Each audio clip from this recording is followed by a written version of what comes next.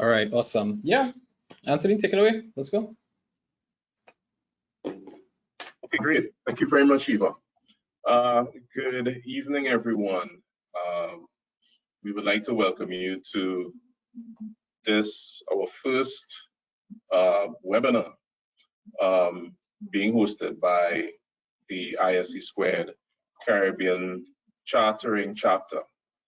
And we are very happy to have as our presenter, Mr. Shiva Parasram. He is an educator, a cybersecurity expert, and a well-known publisher of 4 books. Is it 4 books now? Yeah, 4. On penetration testing. So he is very experienced and extremely qualified, and he definitely knows what he's talking about when he is going to describe for us this evolution of ransomware in 2023. So you are going to be in very, very good hands. And once again, I would like to welcome everyone who is on this call, and we hope to have everyone who is registered to also join us as we move into this very important and very current topic, the evolution of ransomware in 2023. So I would like now to pass it on to Shiva, and he will keep us, well informed and entertained for the next couple hours. All right, thank you, There you Anthony. go. You're welcome. Appreciate the very warm welcome. Hi guys, welcome again. As Anthony just said, Anthony didn't really introduce himself, but Anthony's actually the president of this ISC2 Caribbean Chartering Chapter. So I think it'll be a couple months maybe before we move from a chartering chapter to the actual chapter, if I'm not mistaken. But yeah, first of its kind in the Caribbean. That's correct. And it's not just limited to Trinidad and Tobago, it's the entire Caribbean, and everyone is welcome to join, right? So a lot of persons who would have messaged me and said that they can't make it and stuff, but yes, it is being recorded, and we will share it through different media platforms, YouTube channels, stuff like that. All right, so without further ado, yep, Anthony, thank you so much. Let's get to it, because I have a lot of information that I've put together here to scare you all, I should say. All right, so just a little bit about myself and the Computer Forensics and Security Institute. I'm actually the owner and one of the senior lecturers, senior pen tester, forensic investigator at the Computer Forensics and Security Institute, where we offer advanced cybersecurity training, the certified ethical hacker. Some of you all may know, we actually have quite a bit of my past students here, and a lot of students from the CFSI student group, CFSI family group, I should say. So many of you all would know me and are familiar with either myself or some of the guys, Alex, Dale, Jonathan, Joel, Ricardo, very brilliant guys out there. Right, so we do a lot of vulnerability assessments, penetration testing, incident response, you name it. Once it has anything to do with cybersecurity, we are part of it. Right, it's not just myself; it's an entire team of us that work well together. Right, we do a lot of information security awareness training and cybersecurity consulting. For those of you all that are familiar, we do have the CFSI Cyber Defense webinars and workshops. I do hope to be doing some more workshops and webinars for the ISC2 Caribbean Chartering Chapter in the future. But yeah, you can check us out. We have quite a few really interesting videos with some interesting characters. That we usually have on our webinars and seminars and so on. So I hope to have some of those guys there again in the near future. Actually, maybe as soon as next week, we'll probably be having a couple. So a bit about myself. Yeah, over 20 years in cybersecurity. I think I started cybersecurity sometime around 2002, 2003. maybe got my first certification in 2004, which was the Security Plus back then. Kind of giving away my age there. Right, owner of CFSI, penetration tester, vulnerability analyst, information security risk manager. I do consultancies for a couple of foreign companies, a bank, senior InfoSec lecturer, and yeah, cybersecurity mentor and author. So these are some of the publications that I did. The last one, which is the 3rd edition of Digital Forensics with Kali Linux, it only came out last week. I think the publishers are still actually getting it out there and putting it up on Amazon and stuff. But yeah, I started doing books since maybe 2017, around there. I have to say I'm a bit surprised that the forensics book did so well that people actually bought it. So they wanted me to do a 2nd and now a 3rd edition of it. The Kali Linux security, assuring security by pen testing, I did that together with my good friend, Mr. Alex Sam. Alex and Deodat Ganga, both of them were actually my technical reviewers for Pact Publishing on this 4th book with Digital Forensics with Kali Linux. So I may have a slight idea about what I'm talking about. All right, some of the companies that I do work for, consultancies, you may be familiar with a couple of them. Fujitsu, Unipet, Maritime, one of them called Attic, NIS Grenada even. These are just some that I can put up there because I don't have any non-disclosure agreements signed with them. Right, but enough about me. Let's get straight to it. All right, so today we want to go through quite a few topics. Right, some of the most common types of ransomware. We'll start with what ransomware actually is to begin with. Right, we look at ransomware gangs, APT groups, indicators of compromise, ransomware as a service. Some pretty interesting topics, I have to say. And I'll admit, when I was putting together these slides, I was a bit scared with everything that I know, because when you think about it, ransomware itself is something that can actually destroy, completely, utterly destroy an organization, not just temporarily disable or cripple, if you will, the data and the processes, the operations, but it can actually destroy entire organizations as well. And you'll understand what I'm talking about when we get into it a little bit later. So first of all, I just want to go into a little bit about what ransomware is, right? Because I'm going to assume that we have some beginners in here, but just to build up as we go along. And to me, it is actually one of the scariest topics of today, especially for all of us within networking and cybersecurity.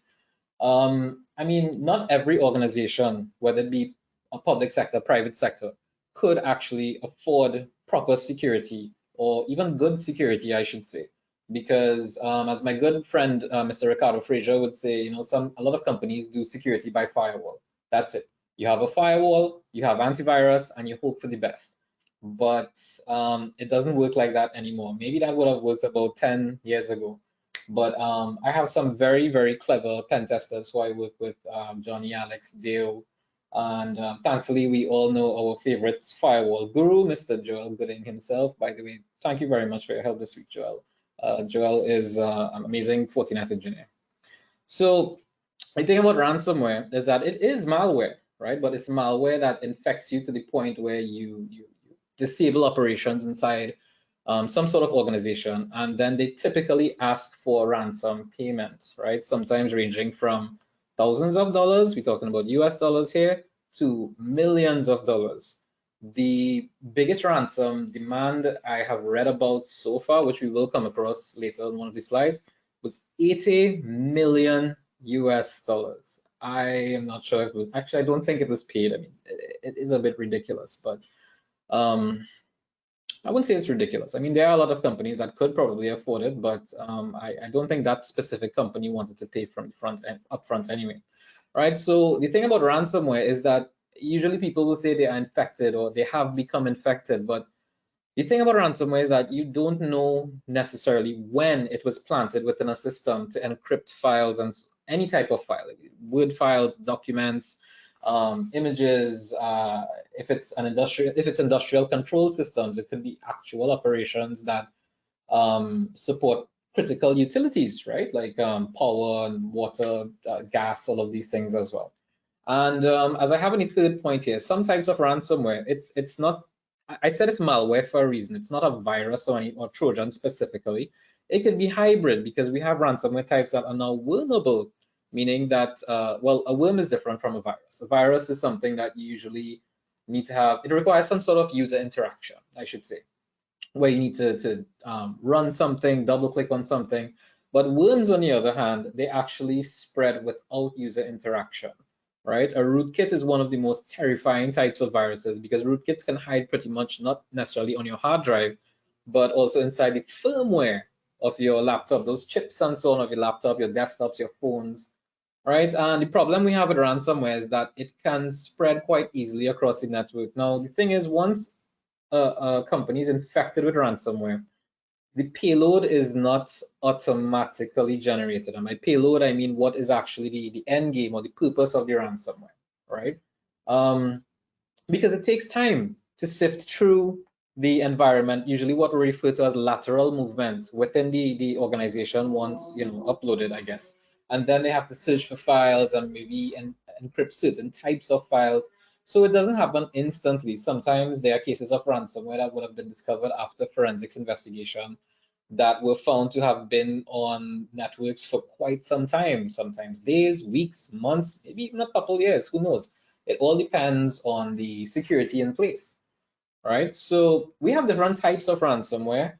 Some of them, which is probably the most popular type, would be the crypto ransomware, right? Which usually involves encryption to prevent user access to files. Not all ransomware usually involves this nowadays, I guess, but it's sort of a hybrid between the crypto and the locker ransomware, because the locker ransomware would actually lock the user out of their computer or device, right? So you can't actually get access to it. But I think the more popular one would be what we're more familiar with, which is the crypto ransomware. This is where you'd start seeing files with extensions that you don't recognize. And when I say extensions, I mean, for example, if I have Shiva's resume.pdf, for example, but then ransomware decides to encrypt my files, right? Very heavy and high-end encryption that is not easily decrypted or breakable, I should say.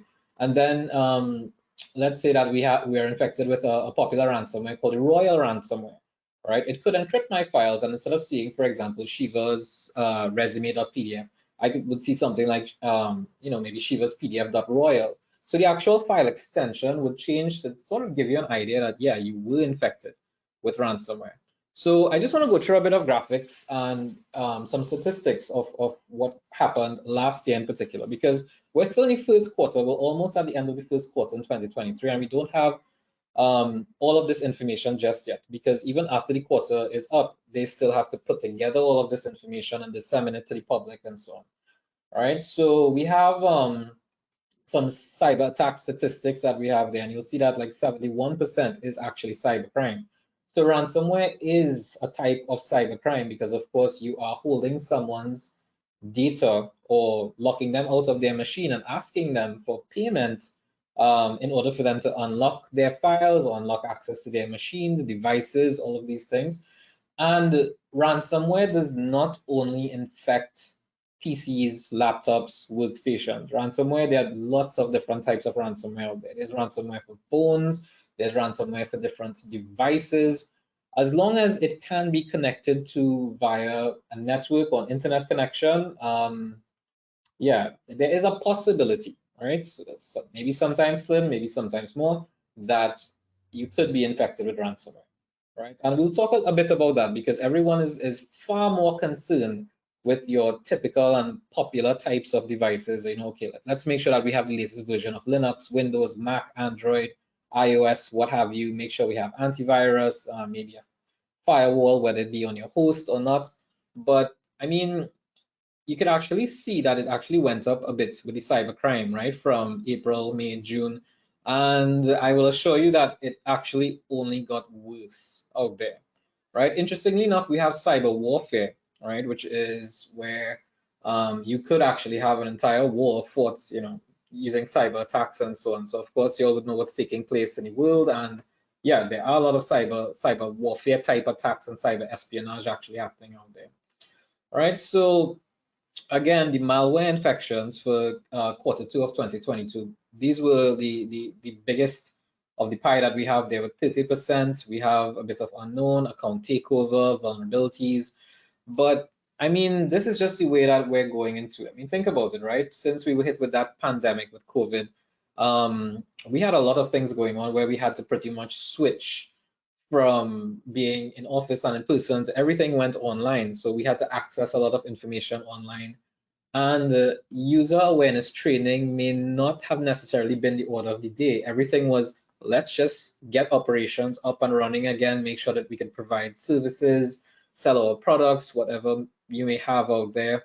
Hats off to all of you who are in the IT industry. I know the health workers get it a lot. I mean, they do deserve it a lot, but I know for a fact that the IT people who worked through COVID, we were exhausted, even up to the time where we had to go back out into the office and so on, because we were the ones that had to keep everything up and running, right? As unappreciated as you may have been then, I appreciate you all. I know the struggle that you had to go through.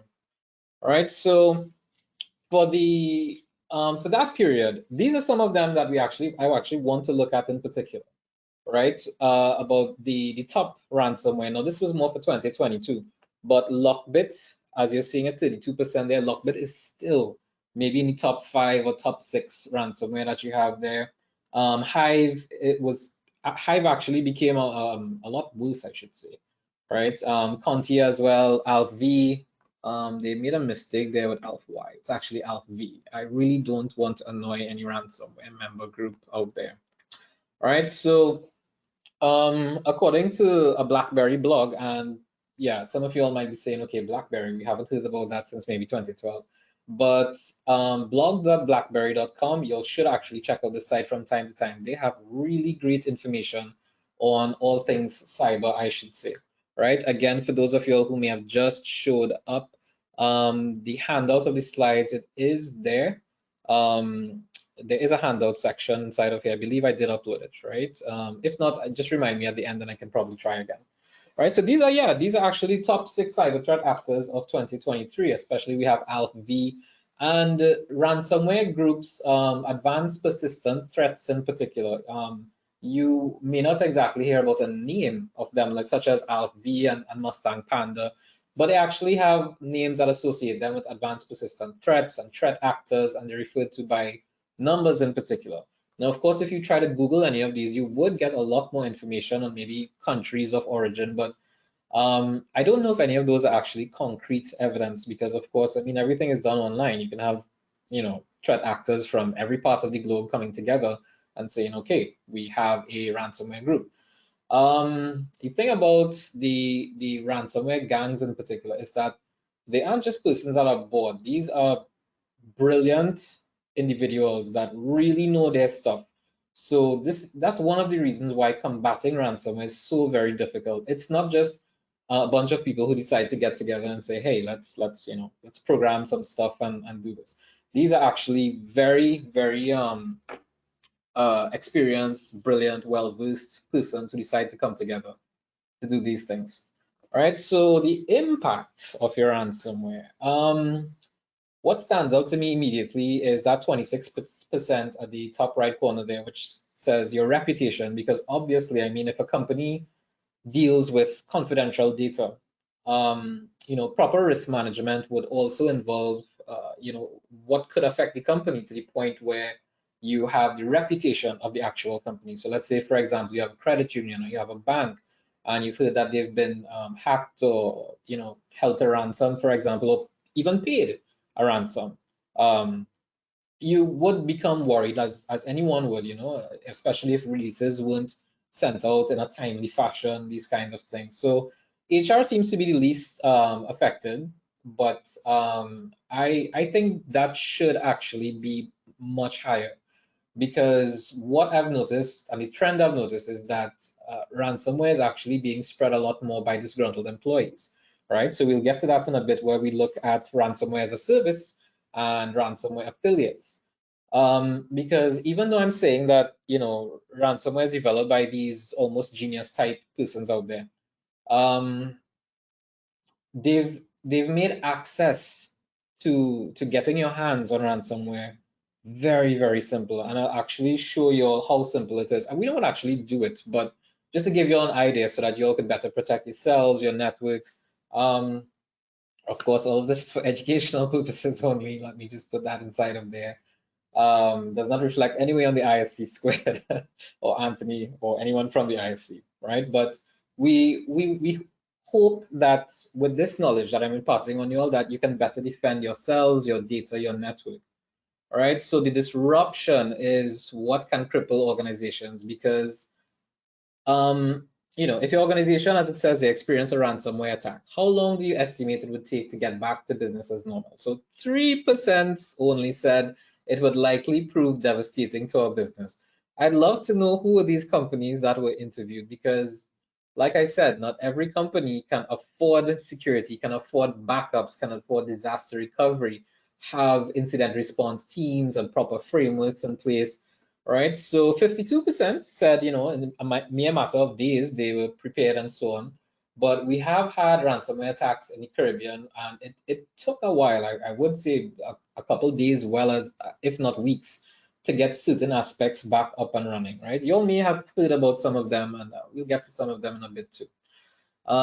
Yeah, for example, a Caribbean ransomware attack. Right, this was actually taken from an article in a newspaper with one that you may know, which is Ansel McCall. Says recovery of its IT systems after security incident is largely complete. It's from Newsday, by the way. Right? The largest conglomerate in the region, which is Answer, fell victim to ransomware attack when hackers held some of Answer's IT systems hostage in exchange for payments. The problem that we have with releasing information about ransomware, that your company was hit with a ransomware attack, is that news spreads quickly on the dark web and to the ransomware group. So especially if you paid a ransom, sometimes your ransomware groups may be, okay, well, they paid once, they might be able to pay twice or 3 times. They're just sitting ducks out there. We know that they were infected once, but the thing about a ransomware attack is that you have to sanitize every single bit of resources and data inside your organization, because it may not just be ransomware that was planted. It could be a million other things inside of there, and you just actually don't know. Right, so some popular ransomware variants. This is actually thanks to Mr. Anish Beshchu of the Trinidad and Tobago Computer Security Incident Response Team. I do believe this falls under national security. We have some brilliant guys there like Anish and Angus, and I'm forgetting the other guys. Guys, please forgive me out there. Right, but Anish actually sent me this list with LB Hive, N3WW43V, you can pronounce that if you want, Zeppelin, and Royal, which I mentioned previously. He also told me that Royal was one of the most prevalent that he's probably seen within the last 6 months, right? So for the technicians and the admins and persons in cybersecurity out there, you may want to pay specific attention to some of these, especially Royal. Royal is a beast of a ransomware group, I have to say. All right, so let's get into it one time. I want to discuss a good bit of these ransomware gangs and how to look for their tactical procedures and indicators of compromise and stuff like that. And you'll realize that as we go through more of these variants, you'll realize that they're all pretty similar. So in understanding ransomware and understanding what happens and these indicators of compromise, as I've just mentioned, the tactical procedures of the gangs, it may hopefully help you better prepare, or at least try to put things in place for a backup. Because I mean, as I have the slide up here, this is Cisco. This is multi-billion-dollar corporation Cisco that we're talking about here. Cisco makes security devices as well, not just network devices and phones and what have you, but they actually make a lot of good firewalls and stuff with Cisco umbrella and services out there. So this happened in August 2022.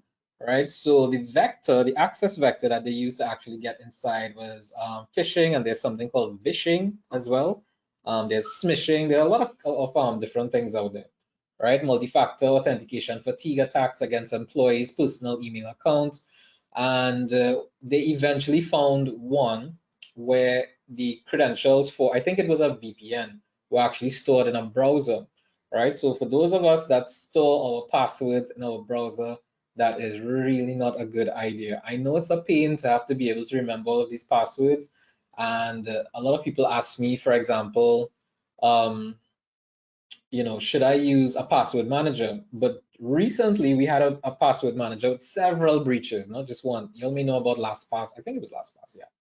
Right. So if you do use one, one of our resident pen testers, Dale always talks about KeyPass.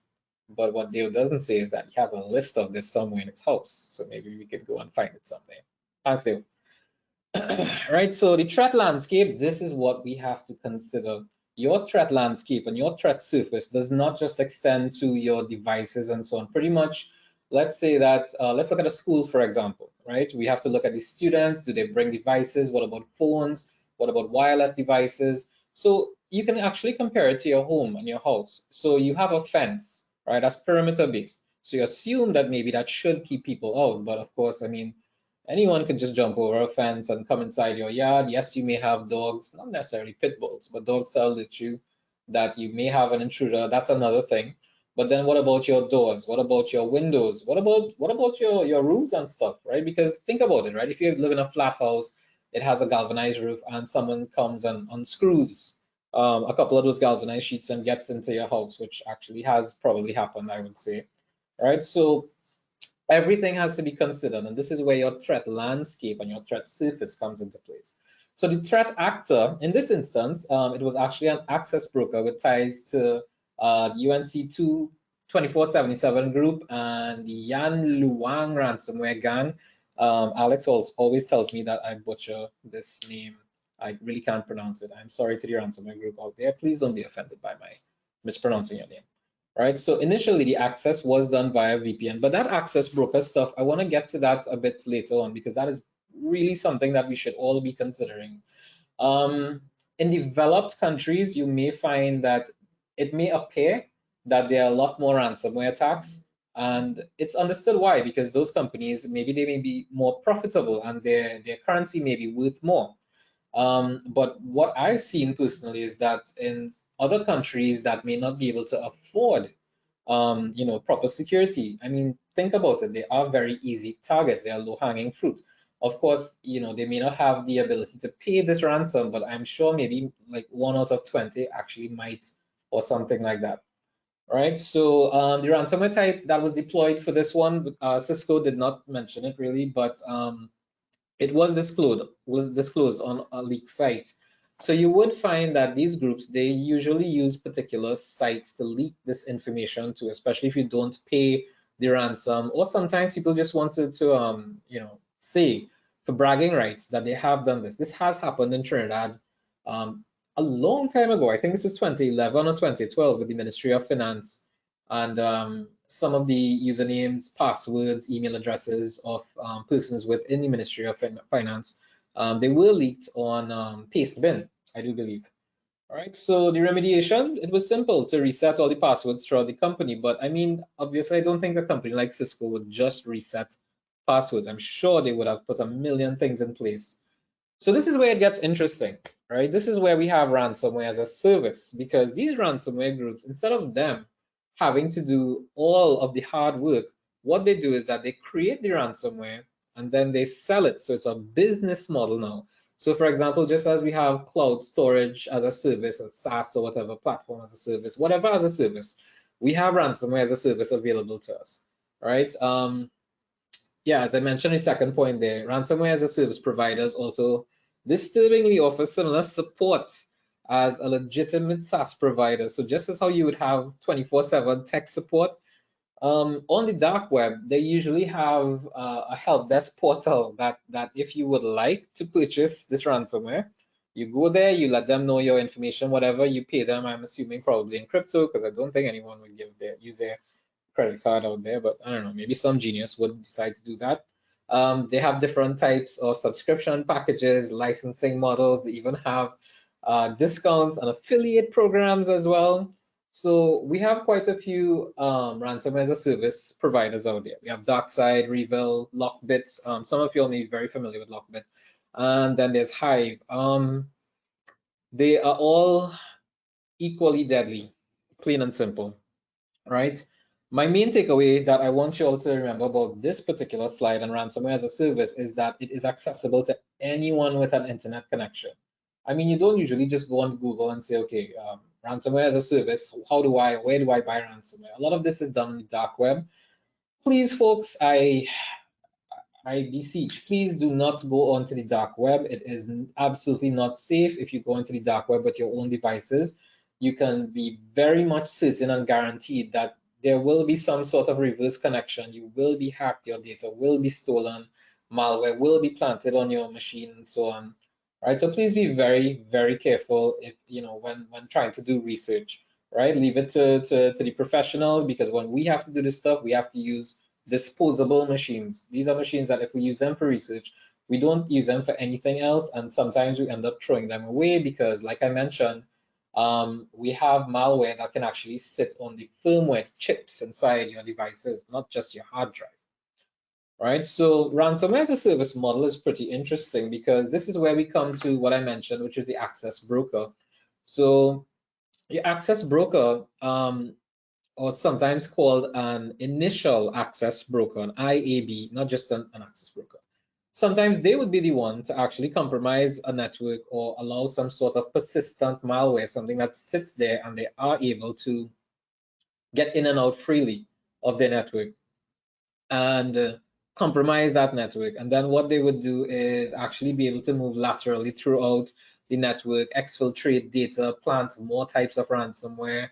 But they could actually sell this information to an affiliate, and you have your ransomware operator, someone on the outside who decides, okay, well, I want to get access to this particular network, so could you just sell me access to it? So it's not just one middleman in between. You have a couple players, well, between the ransomware provider, the person that purchases the ransomware, and the access broker, the ransomware affiliate. It's actually a very well thought out business model, right? So the ransomware affiliate, this is where I pulled this from a Twitter account called VX Underground, right? So I follow them on Twitter religiously. If you all are on Twitter, you could probably look for them. It's VX Underground. So ransomware is a decentralized crime. That's the important thing to remember. It's not just everyone operating from one room that you would see in movies or something like that, because now it's even a bigger network, because an affiliate can actually be in multiple ransomware groups or operate independently. So these are why the threats and tactical procedures and so on, they overlap so heavily, which we will see between the different ransomware groups that we have out there. You'll find that a lot of the tactics are pretty much or sometimes exactly the same. So it's sometimes maybe suggested that some of these ransomware groups and ransomware affiliates, they work with a variety of groups out there. All right, so the thing about the ransomware groups now is that they have actually started employing a lot of red teamers and pen testers. And of course, they pay them quite handsomely because of the ransom that they would have collected previously. So a bit more on these affiliates, right? Affiliates are what we say would be compartmentalized. Oftentimes, they are not aware of who is actually in the other group and who is not. So I'm not sure if we have any Mr. Robot fans out here, but I think somewhere around season 2, we started seeing some sort of activity like this where you may be working for one group, but you are not sure who else is a part of this group. You know you have a job to do and you just carry out your job, you get paid, etc. Right? So they are typically assigned generic names internally. So of course you don't want to give any personally identifiable information out there, right? They may group together to make cliques, and sometimes they may even split apart to form or rebrand, I should say, sometimes into newer groups or different groups. If perhaps they may realize, okay, well, maybe we have a mole in the organization, or maybe they just have different goals, whatever it may be. I'm not sure, right? So this was something I pulled from this VX Underground site again, which was ransomware architecture for dummies. Right? Please don't get offended. This was just something I found to be very funny, but it was also quite educational at the same time. All right, so we have these two big groups like AlpV and Lockbit, for example. So you would actually have investors, developers, elders. Now this little graphic. It may look simple, but a lot of work went into creating all of this and actually putting this together. All right, so you actually have an ecosystem for affiliates. So the ransomware as a service advertises for affiliates. So this is what I'm talking about here. Anyone can become an affiliate. You really just have to join by answering the second line here. Join by answering a questionnaire, or if someone else inside of there can vouch for you. And it's usually completely anonymous. I mean, I'm not sure because I'm not an affiliate, but this is all what I've read, right? And then usually the affiliates would get some sort of cut of the actual ransom payment, right? So yeah, some ransomware as a service, they would actually handle negotiations for a higher percentage. So you can see that this is an entire industry almost by itself, right? Because if imagine this, that one group, let's say, demands ransom payments, or they have been paid about 150 million US dollars we're talking about here in 1 year. That's just one group. And let's say we have 100 of those groups. So you could, you add it up to the maths and actually see that unfortunately, it is actually a quite lucrative business that we have out there. So this is the tough part where we have the ransomware indicators of compromise. So an indicator of compromise is any existing file, artifact, or proof of an incident or breach. Typically with ransomware, you tend to notice one of two things. Either you get a splash screen coming up saying, you've been infected, or your files have been locked, please pay whatever crypto or money or something like that to us within the next few days or few weeks. Or I mean, it depends, because if you have an antivirus and the antivirus did not actually pick up the encryption, but it picked up the message as something there, so you try to access some files and then you realize, wow, I can't recognize my files, the file extensions have changed. It's not always cut and dry, where you will have, for example, as I mentioned, Shiva's resume.royal. You may see a bunch of characters, random characters. Of course, you may not know what they are, but if you do a quick Google search, it will tell you, yeah, unfortunately, you might have been infected with ransomware, right? So yeah, you might even see new files and folders that you don't recognize them on unknown file extension types, the splash screens, various scripts. So I do have a couple of splash screens from a couple of ransomware variants that I can show you all, because remember, I really just want you all to be familiar. I don't want you all to be uncomfortable with ransomware. It is an uncomfortable topic, but of course, I mean, it's something that we just have to learn to deal with, right? And try and work with, hopefully not just accept. All right, so this, for example, we have a PowerShell script there that it could look like pretty much anything. That's the problem with these scripts. You can name a script pretty much anything, right? But the files that are actually created, for example, this was from Lockbit version 2. We're up to Lockbit version 3, I believe, right now, right? But yeah, you might actually see this HTA file. You might actually have a Lockbit icon, something like that. It varies a lot depending on which variant of ransomware you've actually been hit by, right? So this is a typical anatomy of ransomware attacks. So the attackers discover a target company, and we might be thinking, especially in Caribbean and so on, we have a lot of tiny islands here. And when I say tiny, I mean Trinidad, for example. We have what, 1.4, 1.5 million people. We could drive from one end of the country to the other in maybe like a few hours. Well, probably not during peak hours, but yeah. But they still, I mean, there are very, very easy ways to discover targets, even via country, via city, via types of hardware. For example, there's a tool that I love using called Shodan. Shodan, you can search. Shodan is actually a search engine for the Internet of Things, right? If you haven't heard about the Internet of Things, it's pretty much anything that could be connected to the internet that may not necessarily be a computerized device or a computer that you'd sit at and type. We have a lot of smart devices in particular, right? So Shodan.io is a browser. I have a slide on Shodan where you can search by country, by hardware, by lots of different filters. Just as you would use Google, they have their own search filters that you could use to find devices. So in this way, attackers can easily discover countries that they may not have ever even heard about, but then begin digging a little deeper and seeing what's there, what applications they have on publicly facing applications and services, devices, stuff like that. So once it discover the target. The attackers would usually launch the attacks against either individual resources, IP addresses, firewalls, gateways, or you just send emails, try phishing attacks, SMS smishing attacks, voice phishing attacks, phishing, malware.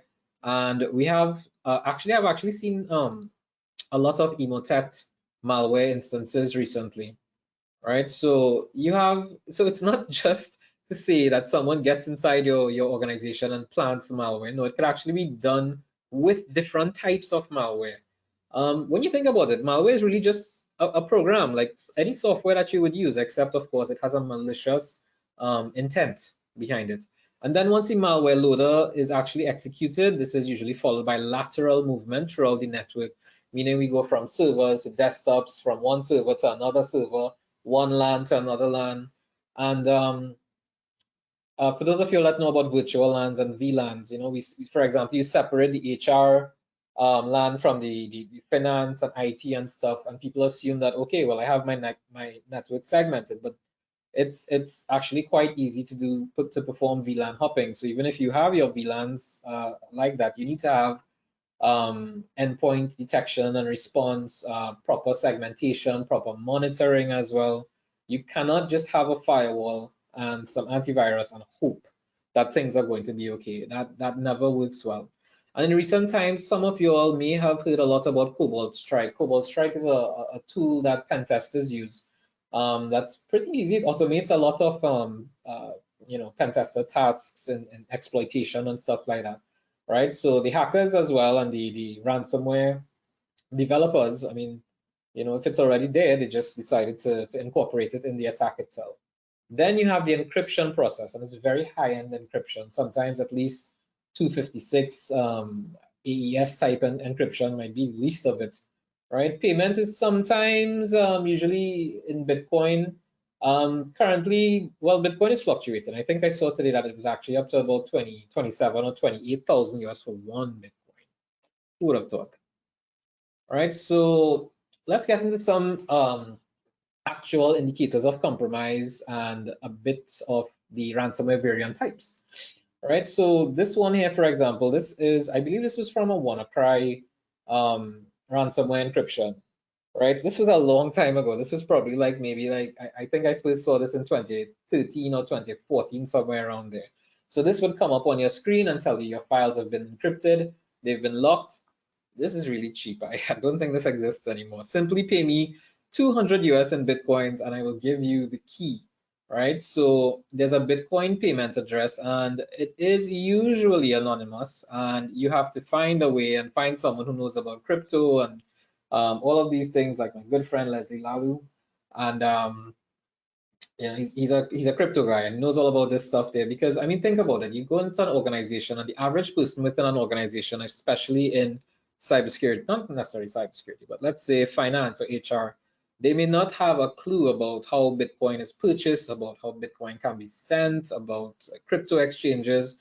But the fact that crypto is far more anonymous than actual cash and wire transfers, I guess this is why it is the preferred choice of payments for ransomware, right? And then typically, these are sometimes what your files could look like, right? So this could have been the Lucky ransomware, where you'll see crypto, cryptid, .lucky, right? So you could see bits and pieces of the extensions of the files that were actually there, PowerPoint, Excel. So it's very common to see more Office documents and photos in particular being encrypted, because I mean, you may have a lot of important information on Office documents, database documents, etc. Right? So unfortunately, if you are hit with it, yeah, this is something like what you would see. Now, this is a Windows desktop, but you have, like I mentioned before, you have ransomware for every type of platform out there. Right? And what I would like us to be familiar with today are these, the TTPs, the tactics, techniques, and procedures. And you realize that it's all very much similar between different types of ransomware gangs and groups and ransomware variants. All right, so the analysis of common types of ransomware have shown that they all follow similar attack frameworks, like the MITRE attack framework, for example. It's not just something that's random where you hand someone a flash drive and hope that, you know, they plug it in the network. I mean, yeah, sure, that could be tried as well, but this is something that's very well thought out. Ransomware does not usually just end up by mistake on a network. They look for certain things. Sometimes companies and organizations, they are monitored for weeks and months, maybe even a couple years, who knows, to gain as much information as they can so that they have multiple points of entry into and out of the organization. So for the initial access, yes, there's phishing and so on, but disgruntled employees are actually one of the biggest threats, your insider threat, because I remember reading even as far back as 2009 when I did the certified ethical hacker for the first time at version 5 or something. I think they're up to version 12 now.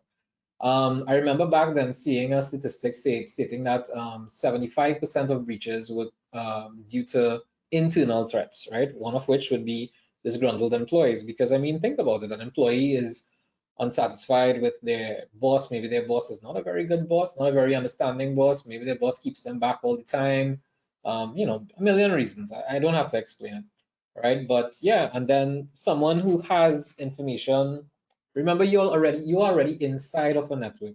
And think about it, right? If someone can take a Raspberry Pi and outfit it with, let's say, Kali Linux or something like that, plug it into the network, maybe create an SSH tunnel or something to the outside, that's it. There's no hard work involved in having to hack through firewalls, intrusion protection, intrusion prevention, antivirus, all of these things. You are actually on the inside and working your way outside.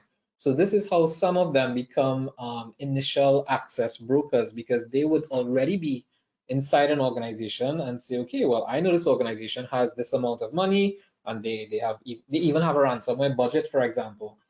They probably have cyber insurance as well, right? All of these things. I mean, this is not new. These are things that are out there already. They've been out there a long time. I'm just relating the news to you all.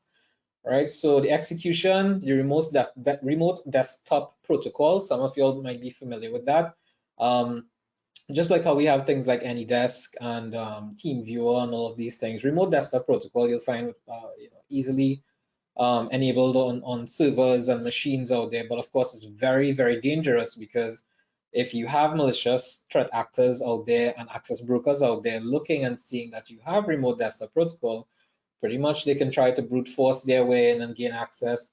Your public facing applications, websites, right? All of these things are ways that you could get into it. Of course, you know, I mean, if someone drops a bunch of flash drives in a car park and someone decides, oh, here's a flash drive, let me carry it inside my workplace, plug it inside my workstation or laptop and see who it belongs to. If it doesn't belong to anyone, yay, I got a free flash drive. And thereby you've just introduced the world of ransomware into a network, right? And then we have the command and control. This is where it gets really sticky, because we are looking at almost a botnet type of activity where you have a master handler, and then you have the zombies, I guess you could say. Sometimes they refer to them as slaves, like a master and slave relationship, which we don't really refer to anymore. But yeah, it's pretty much where you create a bunch of zombie devices, and these zombie devices will go ahead and do the bidding of the actual handler and create HTTP, HTTPS requests, SSH, for those of you all that know about these. But pretty much what they do is create tunnels, secure tunnels. Sometimes they will be able to embed it in what looks like or appears to be legitimate requests, you know, like they're going out to Amazon, to Google, and it's actually hidden inside legitimate traffic. I've even seen tunnels being created using the ping command, for those of you who are familiar with that, right? And lateral movement and persistence, because you want to be able to, well, not you, but they would want to be able to move through an organization and keep it that way, right? With the persistence. So again, RDP, AnyDesk, log me in. These are easy channels in and out of networks, right? So a lot of you all, I'm sure, use AnyDesk and TeamViewer. You have to be very, very careful with these things. Please make sure to secure yourselves, right? Collection of data, exfiltration of data. Yes, they could use Cobalt Strike for these as well. Impact and results, highly encrypted files, locked out your machine, possible loss of and possible release of data, loss of client confidence, even the total halt of operations, and as I mentioned, the shutting down of a company also.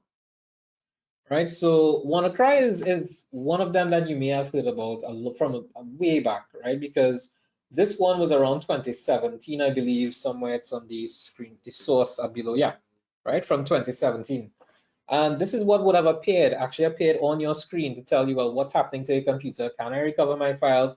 How do I pay? And they do have a Bitcoin address here, $600 worth of Bitcoin, right? And then usually they would send you the decryption code, hopefully, because there's absolutely no guarantee that if you pay this, you will be given the decryption key.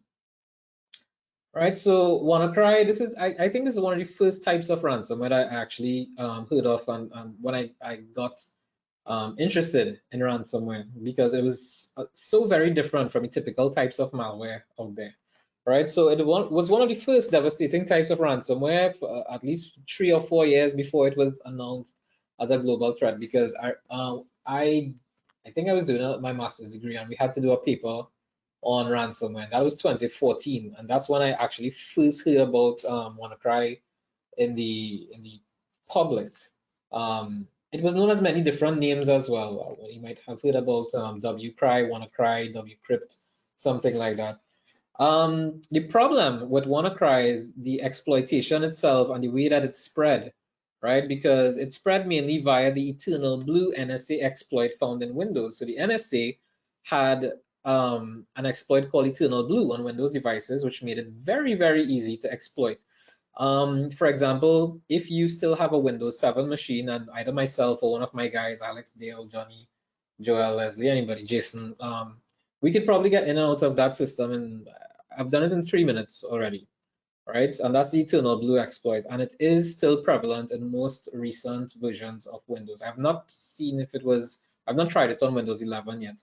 The problem with it is that it sometimes causes the machine to crash, right? But through that NSA exploit, the hackers decided to exploit the NSA exploit, and then this is one of the ways that WannaCry actually spread, right? So back then, payment was cheap, 300 to 800 and stuff, but this one here, it's estimated that over 230,000 devices worldwide were infected. This is not an actual figure. I think it's actually way more than that.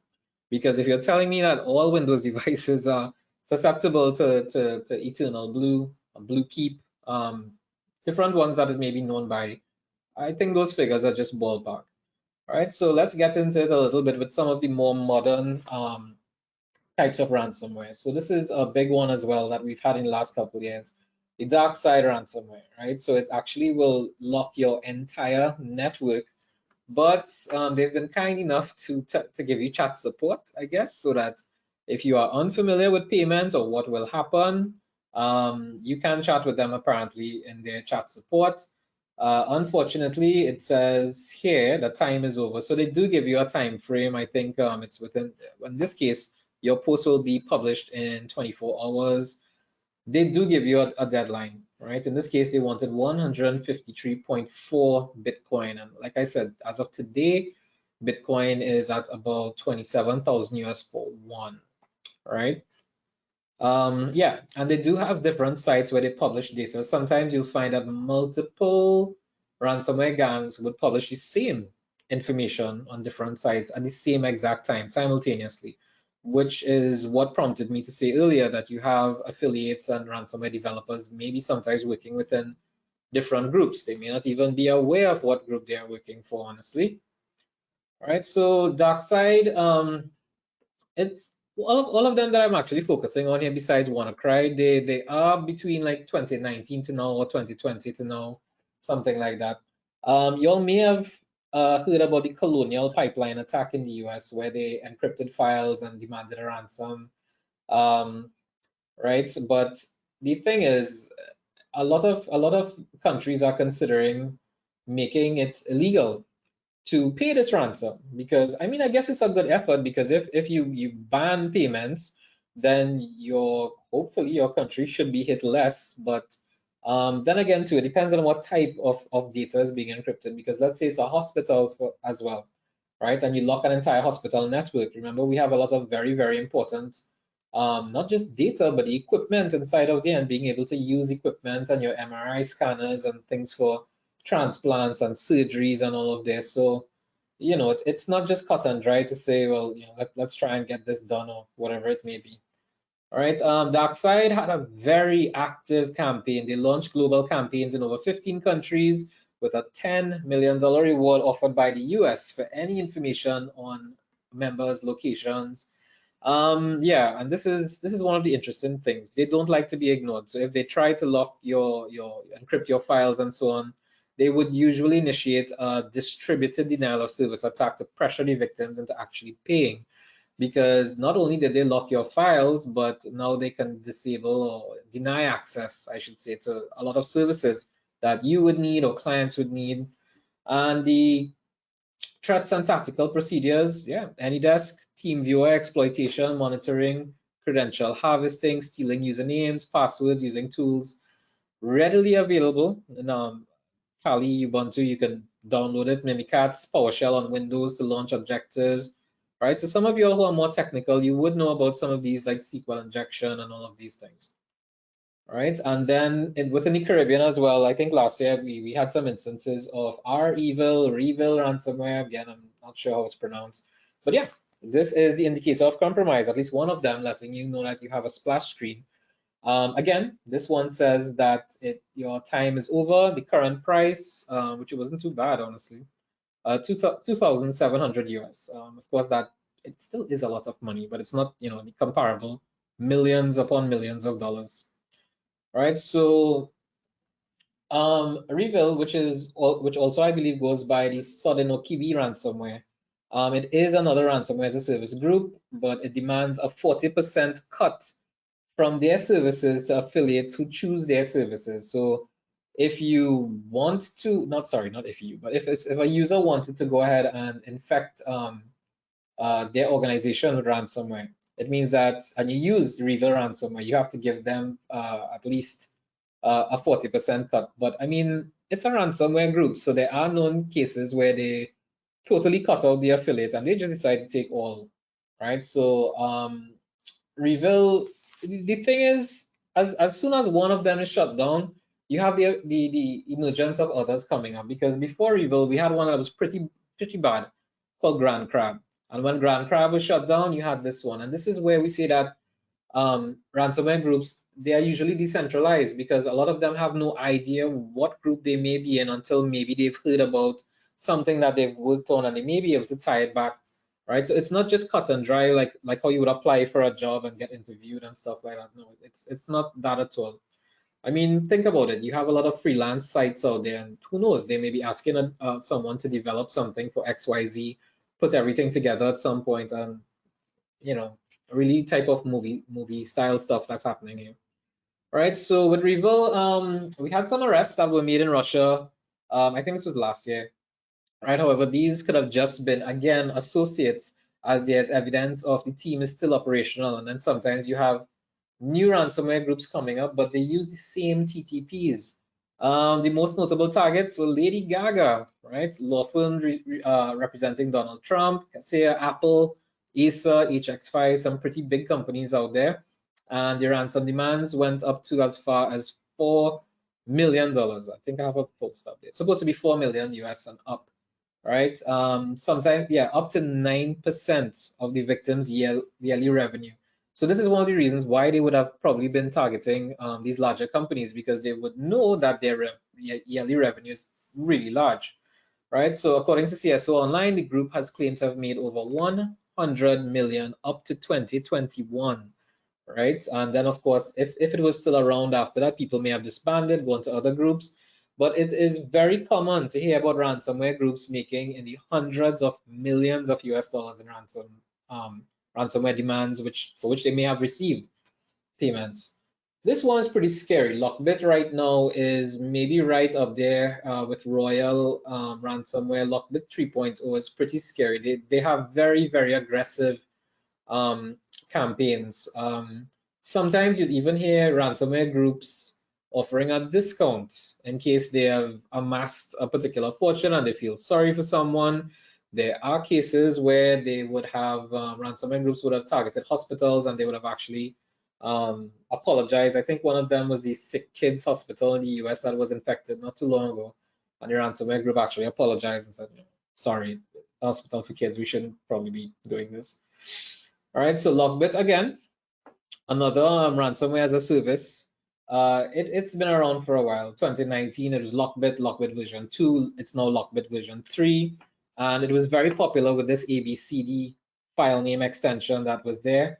It shares the same behaviors with a lot of others. So initial, the thing about Lockbit that makes it so dangerous is the wormable techniques, because remember I said that whereas viruses need some sort of user interaction, wormable techniques don't. It just self-replicates across the network, spreading itself automatically across an organization, right? And ransom demands range from anywhere from 1,000 to 80 million US, right? So Lockbit also has recently published data. This, when I say recently, I mean this was probably this year I'm talking about.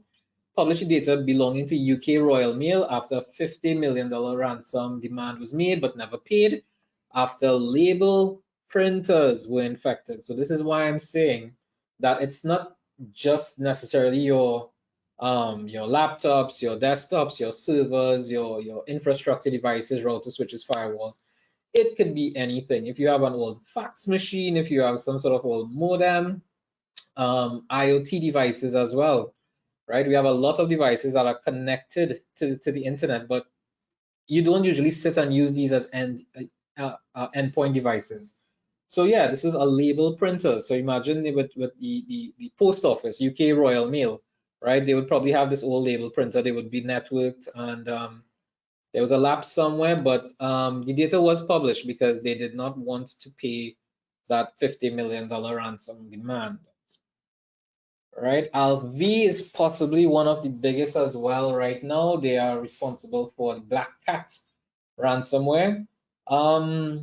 Sometimes you will get something fancy, sometimes you'll get it like this, sometimes you'll get it in a text file letting you know what was or what type of ransomware it is, payment, the demands, who's behind it, the wallet for crypto to be. And this is what I was talking about. So these guys have actually offered a discount price instead of the full price. It's still ridiculously high.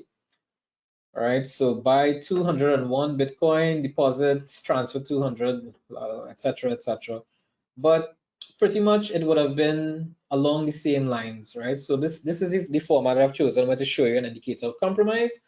And then just a couple lines about it. Again, for those of you all who would have just joined, I did upload this in the handout. So especially if you're looking from a desktop or laptop, you should be able to just look at the handout section and download this file, right? Because the links in it are actually pretty good.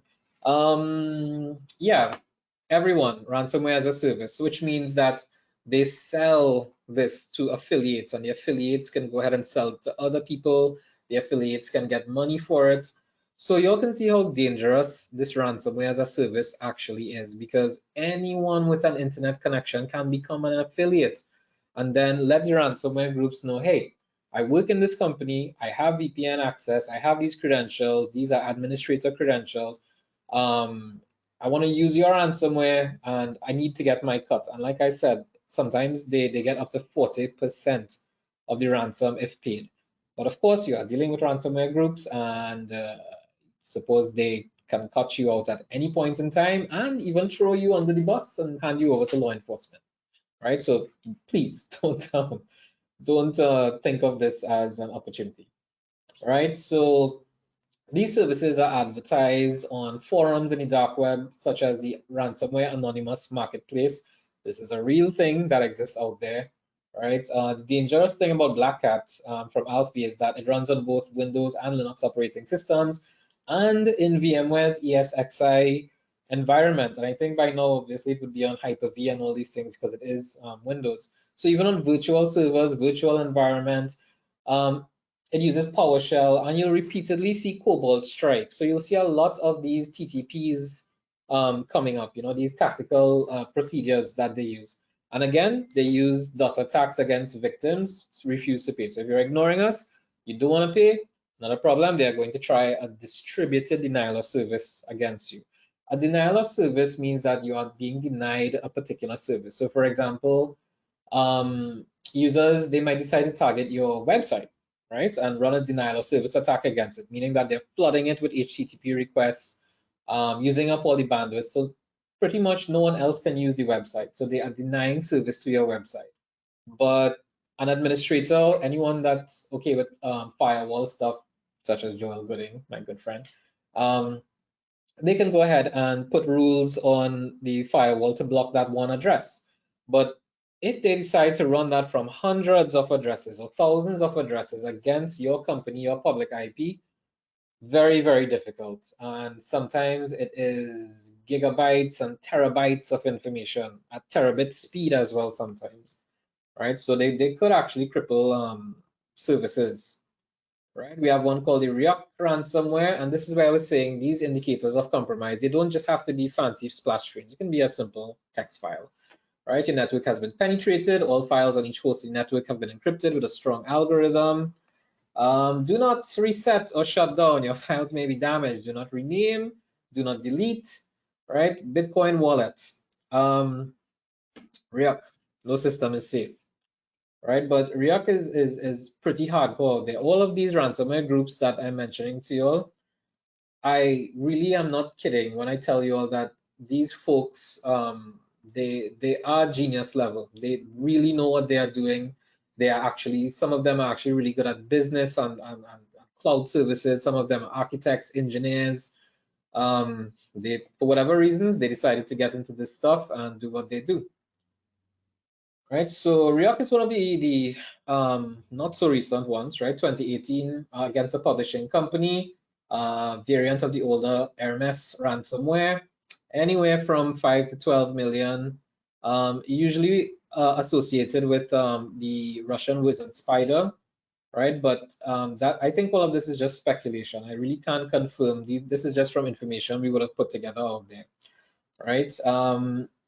But interestingly enough, right, it infects the system, shuts down 180 services and processes, and then begins the encryption process. So it's intelligent malware, right? And then it's typically spread via phishing, and we have downloads as a service as well.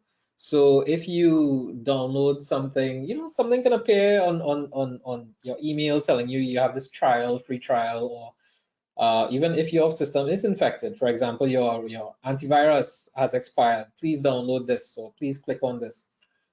Generally, to us tech savvy folks, I mean, we wouldn't think twice about, you know, deleting something or ignoring that, but you have a lot of persons out there that will infect themselves and then forward it to a million people, much like this PriceSmart WhatsApp that was going around saying that PriceSmart was giving away something. I mean, I've never really heard about PriceSmart giving away anything, but usually when you look at the domain, it came from a very suspicious domain to begin with, but I maybe got like 50 WhatsApp forwards and then had to tell everyone, no, this is actually a scam and data collection.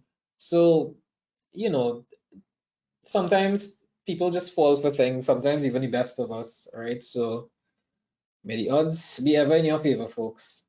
All right, then we have this huge group as well, the Conti ransomware. Right, so this is something like what it looks like as well, a little bit fancy. If you're looking at this page right now, that means that your network was successfully breached by Conti. If you're interested in more on decryption and stuff, you browse their file and you upload your, sorry, don't upload, you send them money. Right, it's one of the newer ones.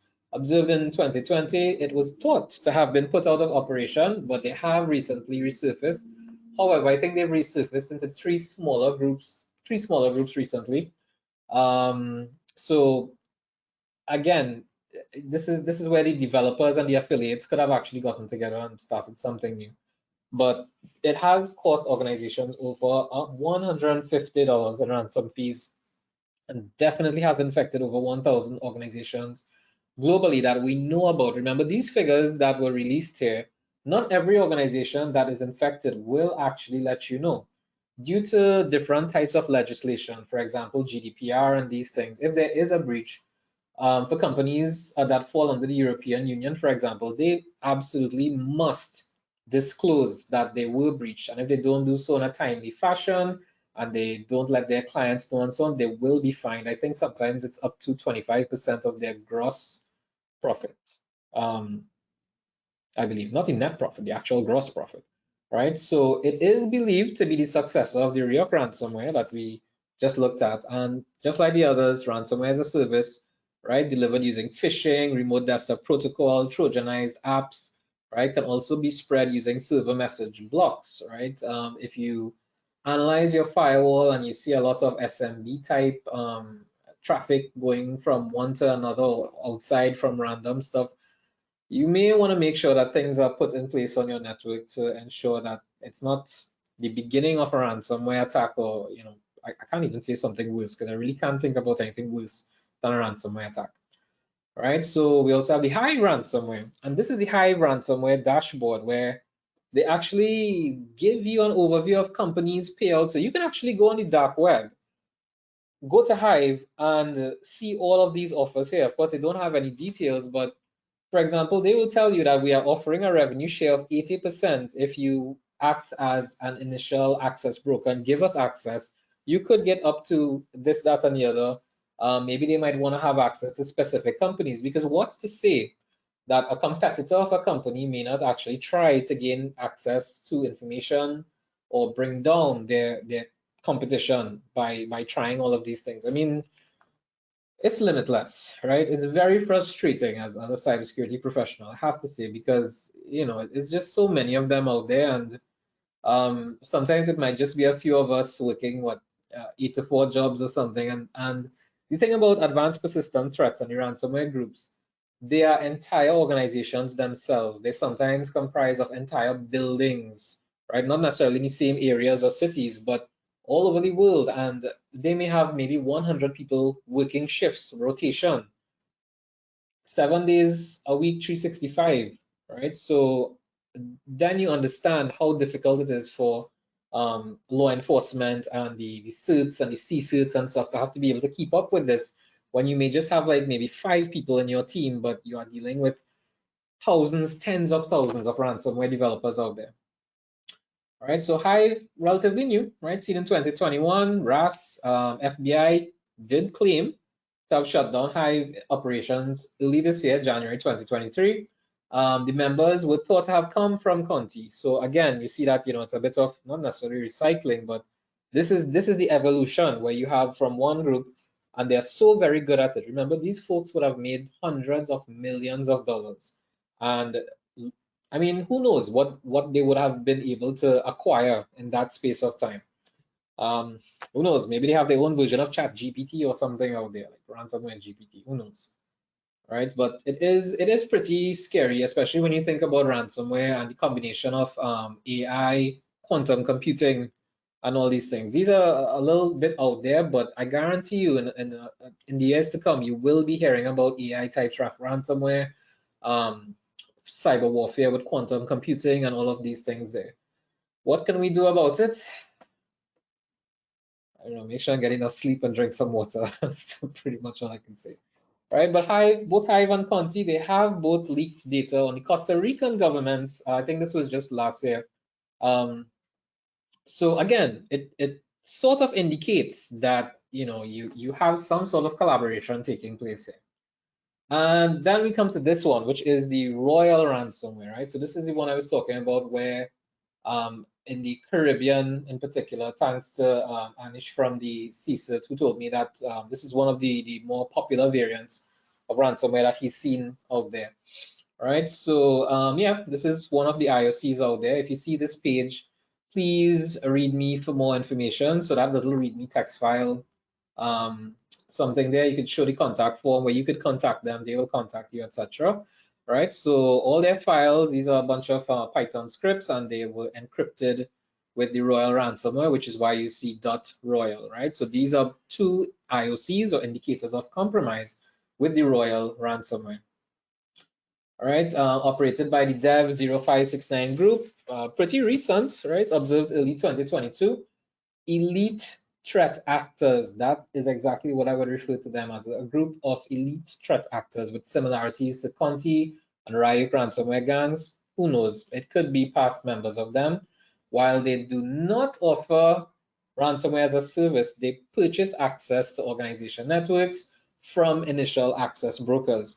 So this is where it gets even worse, because apart from the developers, you now have initial access brokers being those other people who are trying to get a piece of this pie. And the problem there is that initial access brokers, again, could be anyone that has access on the inside of a network. And maybe, again, they could be disgruntled.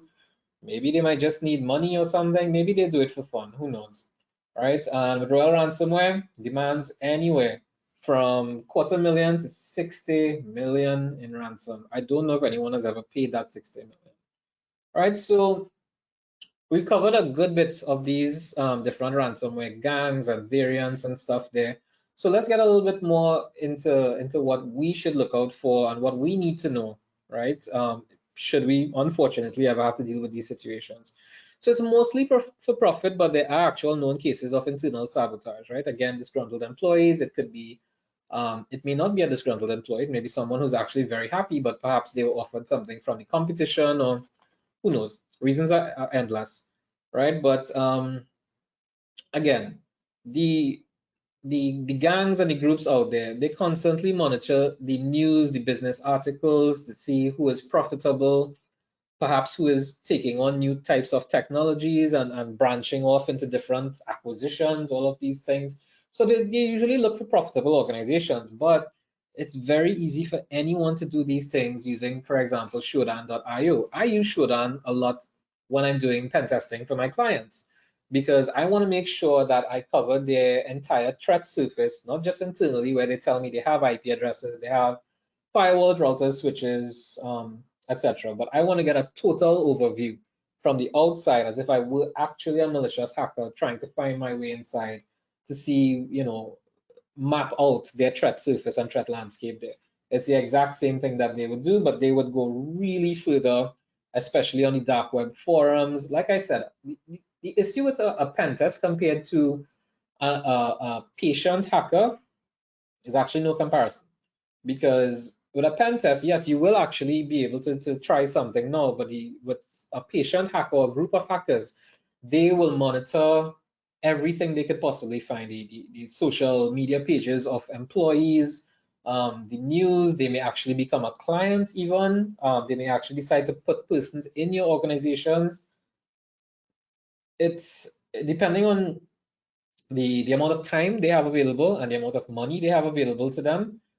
If unfortunately, if your company or government or something like that is the focus of one of these groups, and they have a lot of money, a lot of time and patience, there's almost nothing you can do at some point in time, because there are just too many things out there, too many points of entry, I should say, right? And due to the ease of access to ransomware and ransomware as a service, the size and profitability of the organization are no longer relevant, I should say, for choosing targets. All right, so this is what Shodan looks like. This I got a screenshot from Martin Roth, sorry. This is an industrial control system that he found using Shodan, right? So this is actually something that an interface. So pretty much when you use Shodan, right? So for example, here someone is trying to search for IoT with a password to get IoT passwords, and it actually gives you by country. You can narrow it down, right? For example, if he knows exactly what system this is, for example, it was a SCADA system, SCADA, however you pronounce it, you could actually put filters in Shodan. Shodan is free, but for best results, I would recommend purchasing it. I think for Black Friday, they usually have a $5 sale or something like that, because other than that, I think it starts from 30 US all the way up to 1,000 US per month, depending on what you want to do. So companies that are really into their security, I would advise getting a good Shodan account and having your admins or getting relevant people to use this.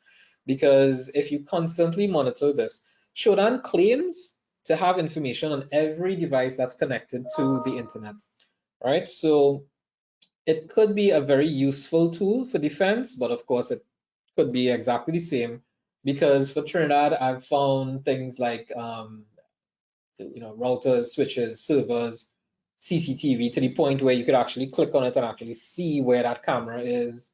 I haven't used it for any malicious purposes and stuff, but whenever I have pen tests to do for my clients, we always use Shodan to make sure that we cover their attack surface and threat surface and stuff. So this is just one of the millions of tools out there that they can use. And then there's what we call OSINT, the open source intelligence, right? You don't necessarily have to buy tools. There are a lot of things that you can use for free, right? There is a free version of Shodan. There is, yeah, and this is, for example, one that I use where I wanted to find stuff in Trinidad. And I used the filter country followed by the country code, which is Trinidad and Tobago. For example, if you're from Barbados, you'll probably see our country code. I think it's BB or something, if I'm not mistaken, right? And I wanted to search for port 445 and 3389 to see, remember we spoke about RDP, the remote desktop protocol. So if in Trinidad and Tobago, I scan for that port to see who is using RDP, that right there means that someone can find that and then try and brute force your RDP connections, get inside your network, which is why it's not a great idea to have things like RDP enabled. Port 445, we also spoke about Blue Keep and Eternal Blue. If you have port 445 open, it may be exploitable to Blue Keep and Eternal Blue as well. So for my pen testing and stuff, this is just one of the filters that I would use. And then of course you could actually narrow it down by organization, by, for example, if I know they use checkpoint firewalls or Fortinet firewalls, I can go ahead and use this and see what version of the firewall they may be using, quickly jump across to Google and Google vulnerabilities for this version of XYZ. And this is just off the top of my head. So imagine this coming from a malicious threat actor who has months to plan these types of attacks out there, right? It is pretty scary. And then a lot of people ask me, well, Shiva, what do we do to protect ourselves? Well, that's a very long discussion and consultancy, I have to say. All right, there's another one called hunter.io. Used to gather information about a target company and social engineering attacks, etc. Attacks don't necessarily have to be technical. Remember, for example, in Trinidad, we had Carnival.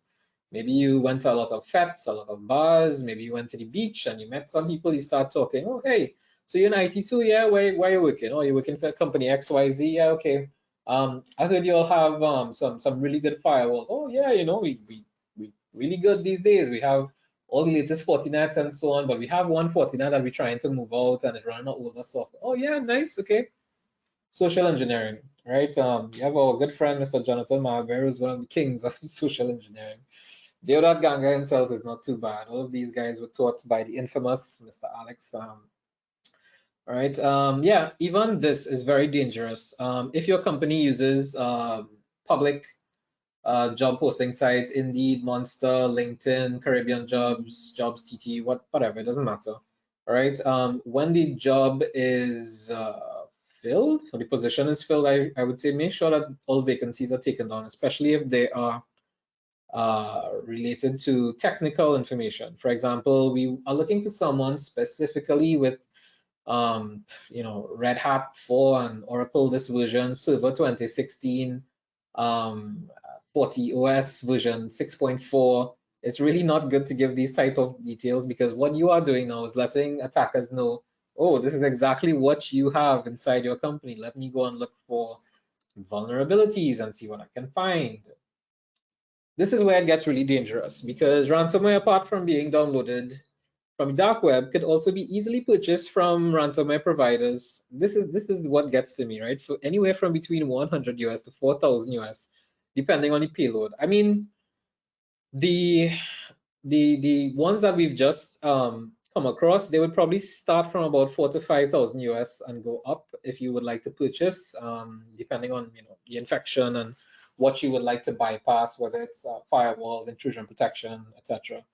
All right, so even just using a regular search engine like Google, you could actually find these. These are actually ones, I actually have these in my possession. I actually collect these, not to distribute, but I do a lot of analysis using a tool called volatility, right? So I would infect an older machine, like an older Linux or Windows machine, and then run volatility and analyze a memory sample to actually see what processes were infected, if it tried to connect back out to particular IP addresses. It's just for my own personal research, right? I've just always been really interested with, how detailed, well put together, technical, almost like a business model and an entire framework that ransomware operates at, right? And yeah, these, you can actually download all of these. Problem is, if you're an average user, you download this, you are going to infect yourself. All right, and again, this is why ransomware should be at the top of your priority inside your organization, because literally anyone can get into the dark web if they have a machine with 2 gigs of RAM, even Windows 7, a USB stick, and you don't even have to have Windows 7 or something. You can install a portable operating system such as Tails. And then in Tails, I think Tails contains the Tor browser. And the Tor browser, you have special sites that you could actually, I think there's even a dark web search engine, but you will need a Tor browser for this. Please, guys, folks, please don't try it. It really is not going to end up well. I guarantee you that usually if you go on the dark web, you will be hacked or your information stolen. A reverse connection to your machine, your webcam might start blinking, webcam might not start blinking, but someone could be recording you, right? So I hope that actually put a little bit of fear in you all there, because I really would like you all to stay away from the dark web, right? And one of the easiest ways to ensure that your organization is somewhat secure is really just to have a proper policy for patching, right? Make sure that your systems are patched and your firmware is upgraded. To all of you all out there watching this webinar, when last have you checked the firmware on your Wi-Fi router? Did you just buy your Wi-Fi router and put it up there and you've been using it ever since? Or do you check it religiously, maybe at least once every 6 months, for a new version of the firmware and you try to update it, right? Think about it for a second, right? I'm sure maybe like 10 of you probably can actually say that you've actually updated the firmware, because everything else is updated for us, like our phones, the laptops, the desktops and stuff. But what about Android boxes? A lot of people have Android boxes. The Fire Sticks and so on are usually updated weekly, I think, by Amazon, if I'm not mistaken. But you see those things like Android boxes and stuff, and some of them may be still running Android version 6, 7, 8. That is just a full gate wide open into your network.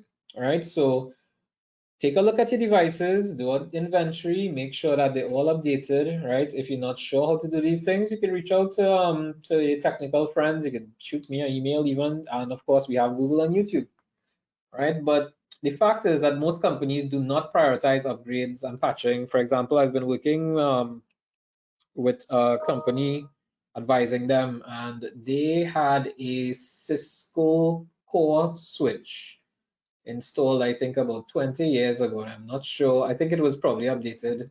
The firmware was updated maybe twice in that time, right? So if you don't update your stuff, I mean, it is actually asking for trouble, but sometimes it can't be helped, because let's say that a company pays hundreds of thousands of dollars for an application to be built, and this application was built on, let's say, server 2003. And right now, due to the economic status of the company or the country or something like that, they just don't have the funds to do over that application or have it built on something newer, like server 2019 at least or something, right? If not 2021 or what have you.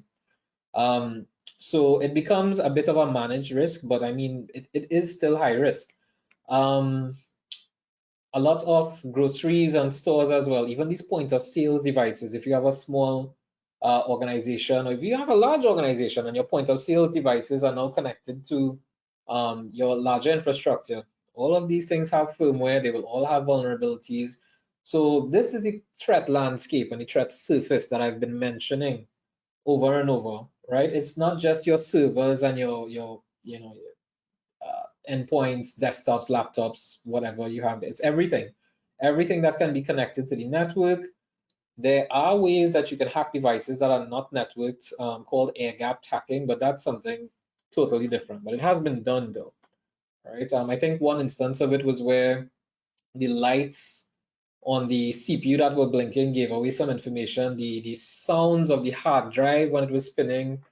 That's some really different types of technology out there, but it has been done. All right, so your point of sale systems, kiosks, ATMs, all of these other things.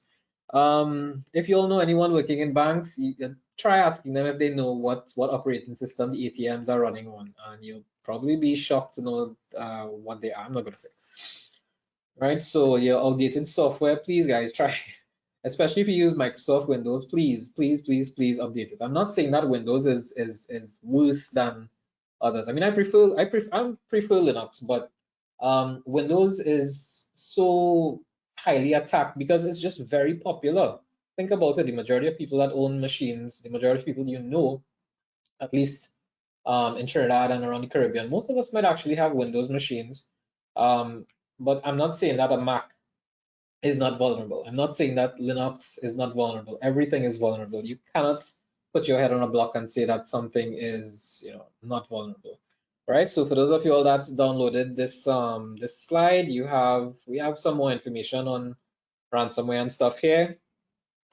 These are sites that I go to a lot. Right? All of the links I have inside here are sites that I visit religiously, I would say.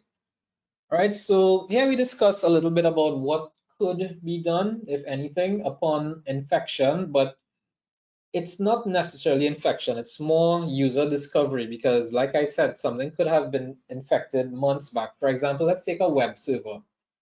A web server may not be something that someone logs into every day. They may only log into it when updates have to be done or something has to be changed and updated. And then you log into the web server and you realize, oh, there's an error message, not an error message, but a splash screen like we saw with, all of them, like DarkSide or Hive or one of them that lets you know you've been infected. So what should be done upon discovery of infection? First things first, try and notify supervisor, IT managers immediately. If your company has an incident response policy, you should follow it. If not, you should definitely consult someone to build one for you, right? You may want to disconnect the device from your network. I do not advise switching off the machine. Please don't switch off the machine because, for example, a couple times when I was called to do some investigation, the first thing I had to do was do a memory dump. This is one of the reasons why I have to play with ransomware and use volatility to analyze it and stuff. The way that I would be able to analyze it with volatility is that I would take a memory dump. I would actually capture the memory and all the running processes in the memory because for those of you who don't know, whatever you have on screen, whatever applications you are using, whatever you are browsing, whatever network connections, if you've just printed something, if you've entered a password, if you have your entire laptop encrypted, but you entered the password, it is still most likely stored in the memory. So if you switch off that machine, you're going to lose a lot of valuable information. Best thing to do is just disconnect it from your network and then call the appropriate people, the consultants, the managers, the directors, everyone, and bring it to the attention. You can all reach out to the TTC cert as well, for those of you all in Trinidad, but I pretty much think most countries have either a CERT, a Computer Emergency Response Team, or a CSIRT, Computer Security Incident Response Team. Trinidad has one under the Ministry of National Security. You have guys like Anish and Angus, very knowledgeable guys. They're always willing to help as well, right? I would suggest only allowing a forensic analyst or the qualified person to handle the device. And this is what I was talking about, where we perform a RAM and disk acquisition, a forensic memory and disk acquisition of the device. We capture some network traffic as well. There are sites that will automatically not necessarily decrypt, but decipher network traffic for you if you're unfamiliar with using Wireshark and all of these things out there.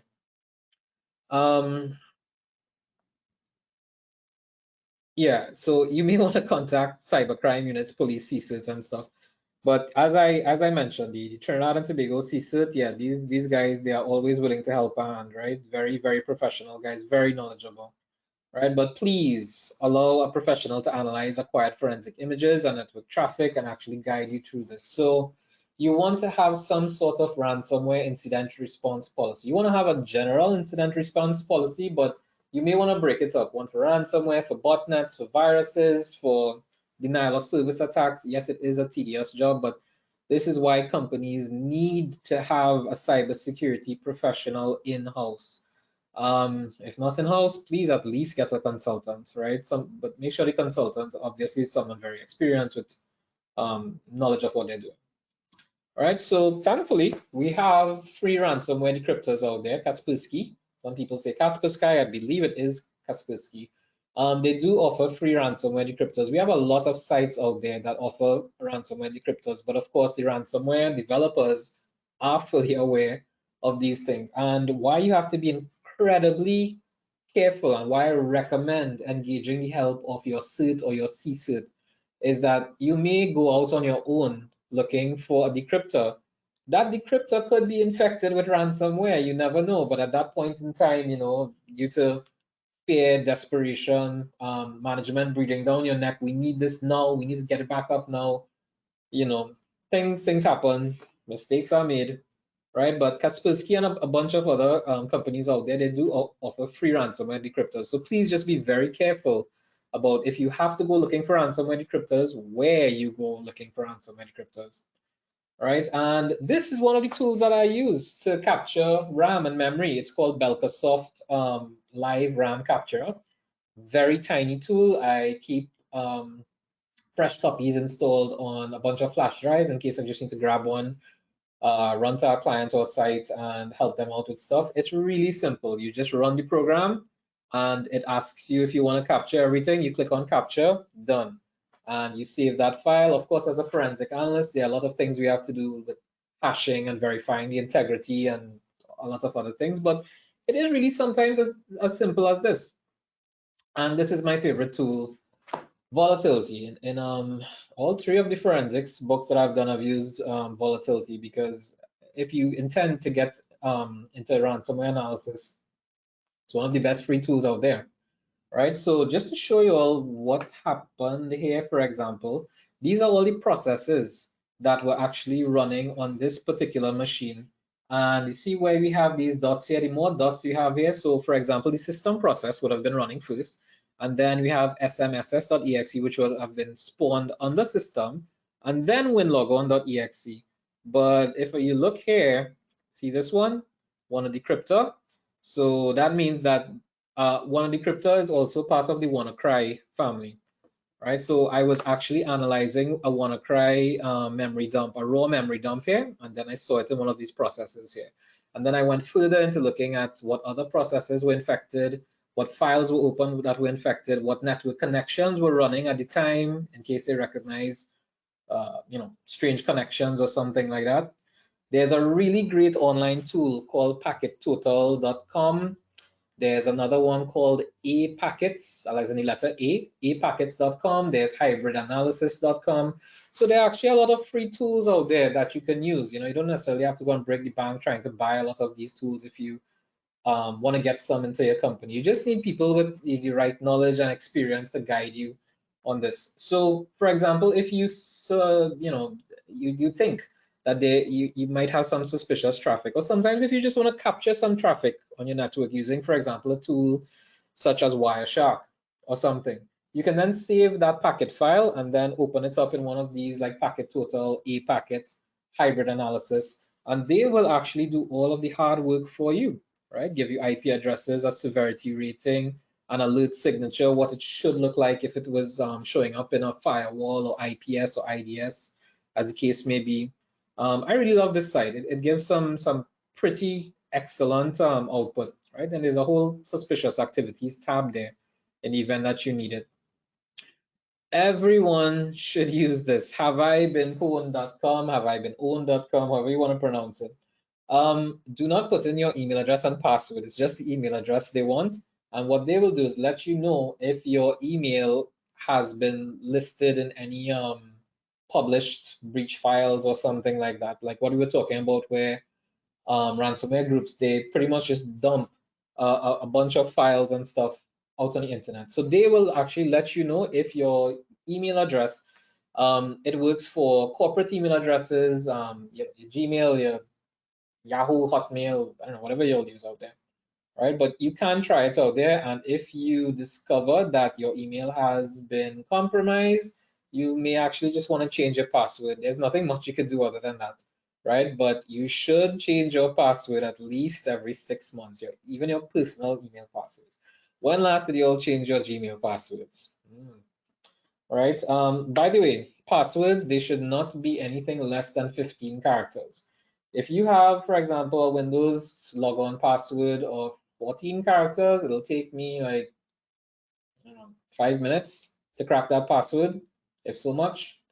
Right? So please make it 15 and more characters, 16 to be safe, right? Make it alphanumeric. You could even use a passphrase, right? As Trinidadians in particular, we have a lot of dialect, right? These dialects, phrases and words, they may not be found in dictionaries.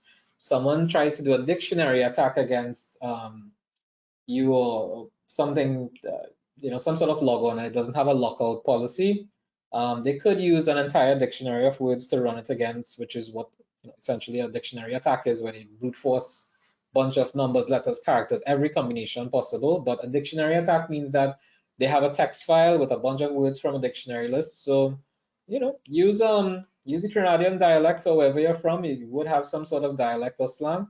It tends to be passphrases tend to be more effective. So the longer the passphrase, the more complex it is in that sense with a passphrase, not necessarily a bunch of alphanumeric characters.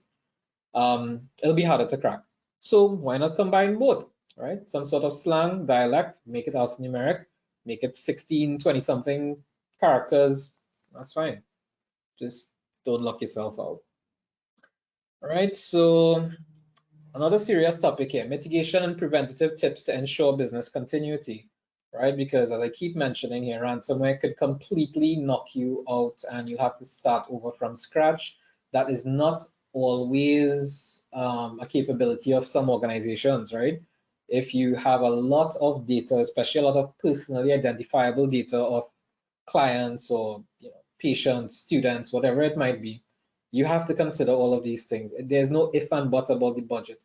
The minute you have sensitive information out there and management decides to say, well, maybe next year, maybe this, maybe that, you really have to start thinking about the possibilities of being, opened up to attack and what will happen after. So you want to make sure that not just that your backups are kept offline and offsite, but you need to make sure that your backups are actually sanitized, because what if you've actually backed up malware, not just ransomware, but something else, right? Your data travels, it's at transit. Your data could be stored somewhere. It could just be on a computer. So data at rest, data in transit, data in storage. Are they encrypted? Who has access to this data? What do you have in place to prevent unauthorized exfiltration of this data as well? Right? What security standards do you follow? What about the frameworks? For example, there's a NIST risk management framework, right? NIST actually has some really, really good frameworks, and they're all totally free. You can download and go through as many. They even have a ransomware response framework as well, right? NIST, right? National Institute of Science and Technologies. You all should definitely have a look at these, right? Please make sure that your hosts are updated, your antivirus, your firewalls.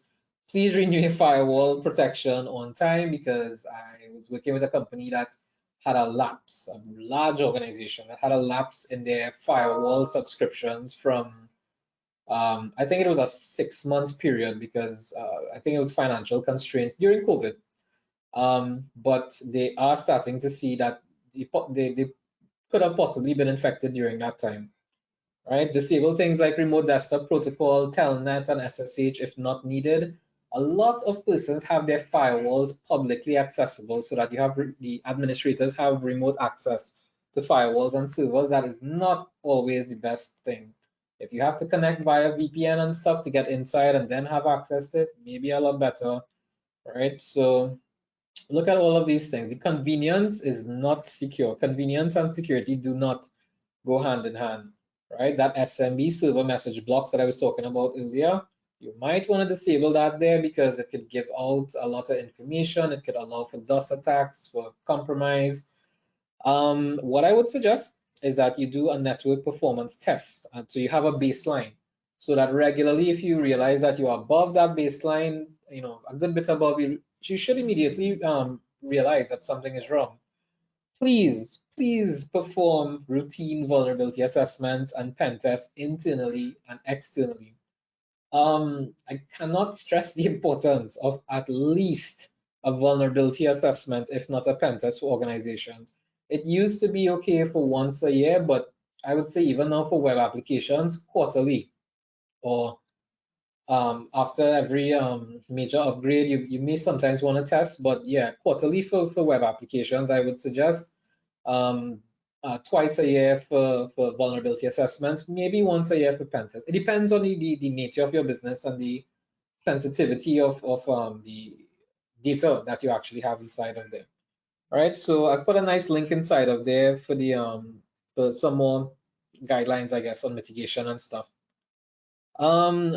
The FBI in particular has these guidelines to review your domain controllers, servers, workstations, Active Directories for new unrecognized user accounts, because sometimes people may be able to escalate privileges. So they log into something as a guest if it's enabled for whatever reason, and then create a regular user or an administrative user and escalate privileges in their accounts, which means that they wouldn't just have basic restricted access, they could eventually have administrative access. If I were to walk into your organization, would I be able to just plug my laptop into a jack or take one of your existing cables and plug into my laptop and have access without any sort of credentials?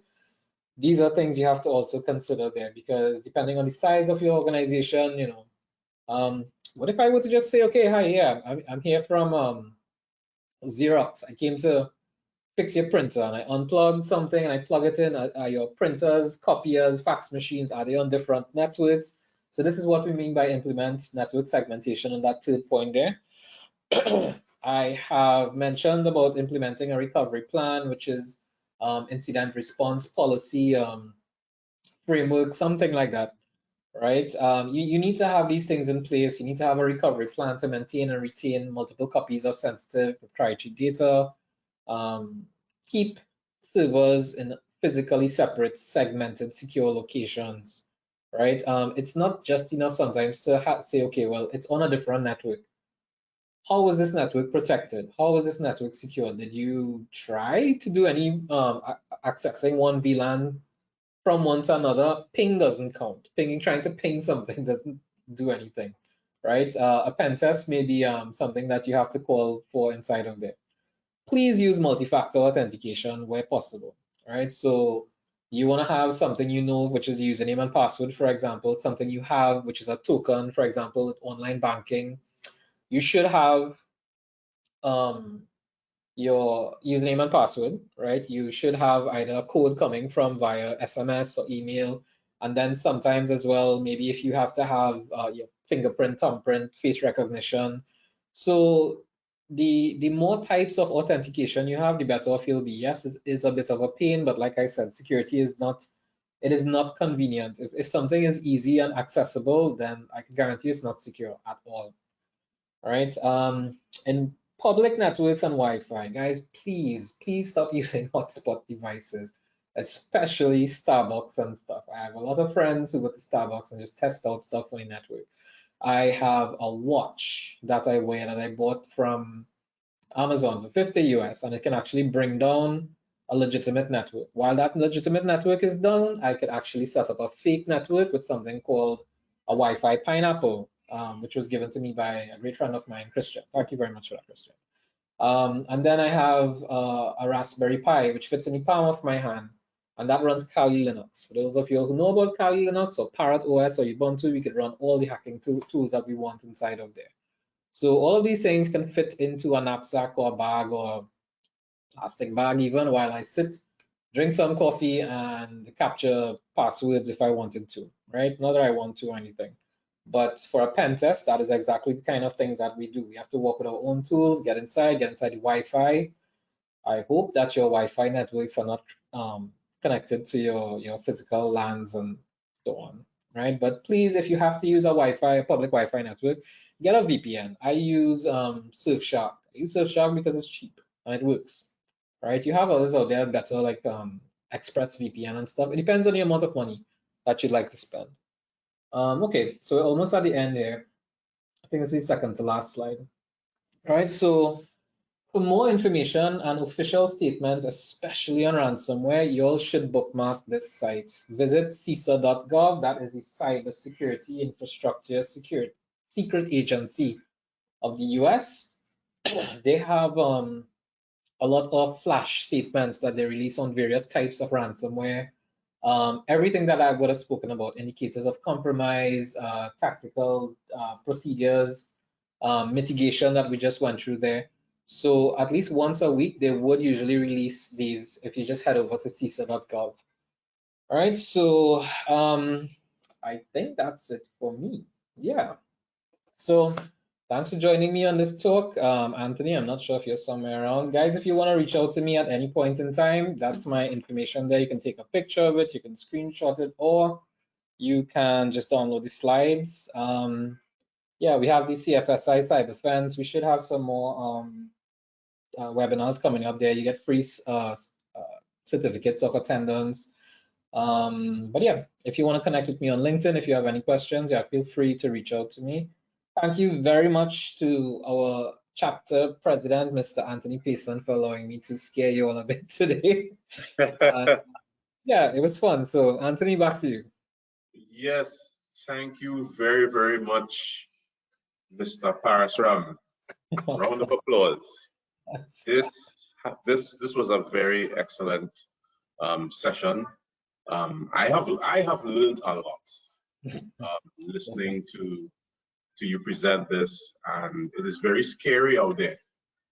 And some of the things that we can take away from your presentation is that one, we have to prepare for a ransomware attack or any kind of cyber attack, because it will be or can be very impactful on our organizations. It can cost us a lot of money to recover. It's always better to prevent something than to have to respond or to recover from it, because it's going to cost you a lot more money to recover than to prevent. So if you can prevent an event from happening, please invest in security controls, or having as Mr. Parasram was saying, incident response plan, a business continuity plan, cybersecurity program. You know, it makes sense having these tools and these things, and having people and technology to protect and prevent something from happening, because if you have to respond to these events, bet your bottom dollar it's going to cost you. Yeah. So that is it. And two, you need to have people who know what they're doing, because if you have inexperienced staff, or you don't have the necessary skill sets within your organization, it is recommended that you seek to have maybe a consultant or someone come in to give you that professional assistance, because it's like playing with fire. You don't want to test things out and not know what you're actually doing or getting yourself involved in, and it could end up blowing up in your face. So you don't want that type of situation to happen at all. And number three, we need to educate ourselves about what's out there. So security awareness is very important. Everyone within an organization need to understand their role, and need to understand how to prevent them from becoming a victim of a phishing or a ransomware attack. Because there are a few things that a security aware person will know what to look for. A person who does not have that awareness will not know what to look for. Yeah. And they'll click on links and bring down an entire network or bring down an entire company. So security awareness is something that is extremely important. So I'm not sure if anyone has any questions. I haven't seen any questions in the chat. No. But at this point, it's almost 8 o'clock, and I would like to thank everyone who participated in this presentation by Mr. Parashram. Two things. One, he provided a handout, so that's very, very good and very helpful. And we are also going to have this presentation uploaded so that you all will have access to it 24/7. And for those who were not able to connect tonight, you too will also have access to it. So once again, thank you very much, Mr. Parashram. It was a pleasure having you here, and everyone have a good night. Yep. Thanks for having me, yo. Be You're safe welcome. out there and think Anytime. twice before you click, right? Definitely. All right, guys. You all have a good night, and hopefully we'll see you all soon. Okay. Bye. Bye, guys.